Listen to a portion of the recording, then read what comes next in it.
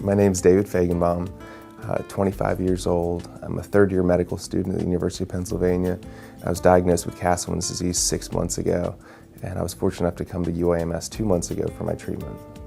I first became ill in the middle of August. I was on my OB/GYN rotation and doing well, feeling great. Started to feel a little sick, tired, fatigued, some abdominal pain. Went into the hospital.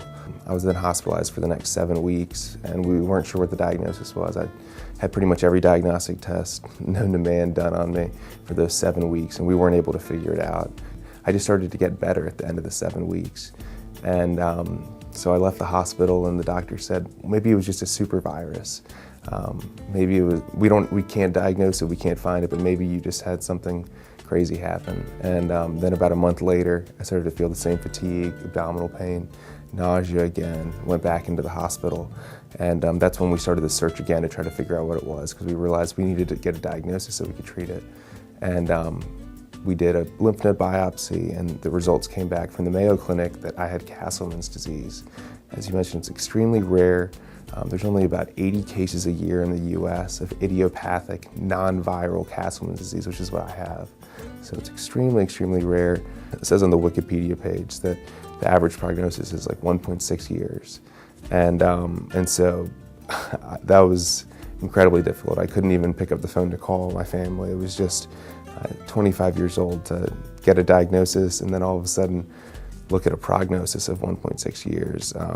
It was just frightening. I was then treated for the next few weeks at Duke Hospital, got chemotherapy, and once I left the hospital, I started doing some research online about Castleman's disease and where's the place to go. And as my dad said before, he would have taken me anywhere in the world to find the expert for Castleman's, and he brought me here to the multiple myeloma clinic at UAMS. I was very sick and was not responding to the medications at the time, and getting more and more sick every day. And Dr. Van Rhee called Johnson & Johnson, Orthobiotech, who have this drug, and was able to make a case for getting emergency compassionate use. And I was so thrilled at the time that he was able to do that within 24 hours. And because I was here at UAMS, we were able to get the drug.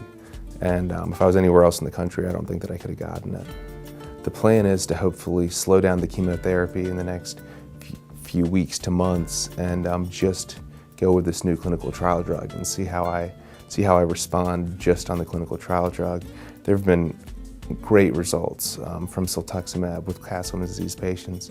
A lot coming out of here in Arkansas, where patients are just on that drug and have 3 and 5 years without a recurrence. For me, I've had 3 episodes in 6 months, so going 3 to 5 years would be amazing. So here at UAMS and with my disease, we have to be very aggressive. And that's one of the things about the multiple myeloma program that's given them such great success rates is how aggressive they are with treatment. But with being aggressive,